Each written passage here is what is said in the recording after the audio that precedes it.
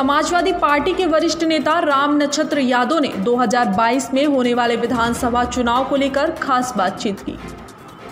नेताजी, ये बताइए, उत्तर प्रदेश में ओवैसी ने 100 सीटों पर चुनाव लड़ने का ऐलान किया है। इससे समाजवादी पार्टी को कितना नुकसान होगा?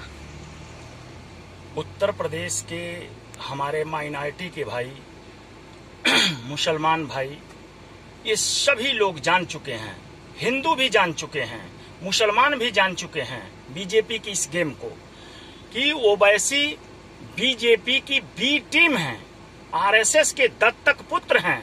उनके चुनाव लड़ने की संपूर्ण फंडिंग बीजेपी करती है।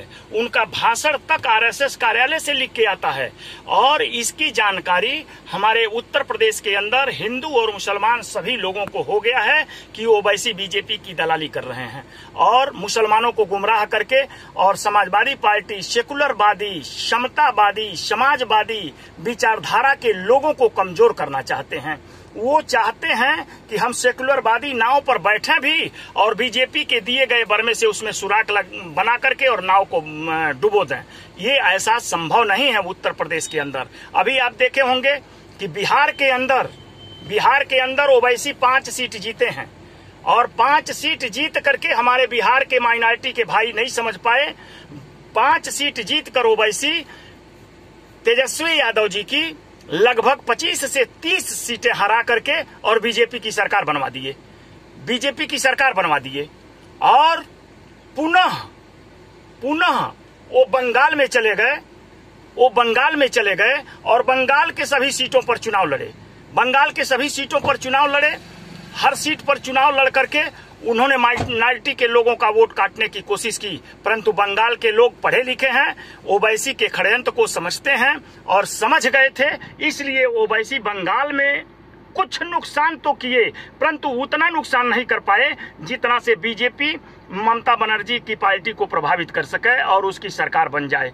इसलिए अब मैं भारत सरकार मोदी जी से अपील करता हूं कि यदि आपकी सीबीआई में दम है, अगर आप सभी नेताओं के पीछे सीबीआई लगाए हुए हैं, बार बार लालू यादव के पीछे सीबीआई लगाकर उनको जेल के सलाखों में डाल देते हैं, कभी प्रियंका के पति वाड्रा की आप जांच कराने लगते हैं संपत्ति की जब वो राजनीति में आ जाती हैं, कभी हमारे राष्ट्रीय अध्यक्ष माननीय अखिलेश यादव जी को जांच की धमकियां मिलने लगती है। मैं भारत सरकार और उत्तर प्रदेश सरकार से कहता हूं, भारतीय जनता पार्टी से कहता हूं कि ओवैसी बिहार के सभी सीटों पर जो चुनाव लड़े, ये पैसा कहां से आया, उसकी सीबीआई जांच हो।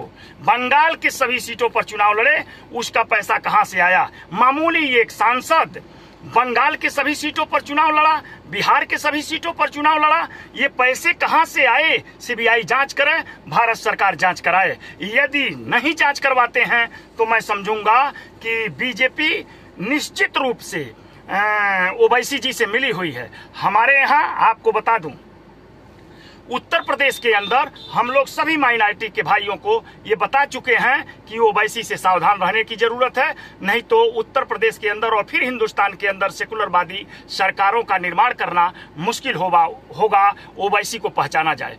आज हिंदुस्तान के अंदर भारतीय जनता पार्टी ओवैसी को पूरा छूट दे रखी है। आप स्वयं सोचिए कि उत्तर प्रदेश के अंदर अतीक अहमद के सारे घर तोड़ दिए गए, सारे घर गिरा दिए गए।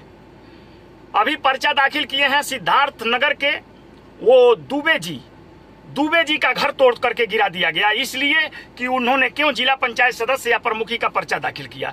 इस तरह से लोकतंत्र की ये गला काट रही है। इलाहाबाद में अतीक अहमद के घर गिराए जा रहे हैं, मुख्तार अंसारी के घरों पर बुलडोजर चलाए जा रहे हैं और आजम खां जैसा कद्दावर मंत्री जो समाजवादी पार्टी के वरिष्ठ नेता हैं, उनके घर के सभी लोगों को जेल के सलाखों में डाल दिया गया, फर्जी मुकदमे कायम करके और उन्हें जेल के सलाखों में डाल दिया गया है।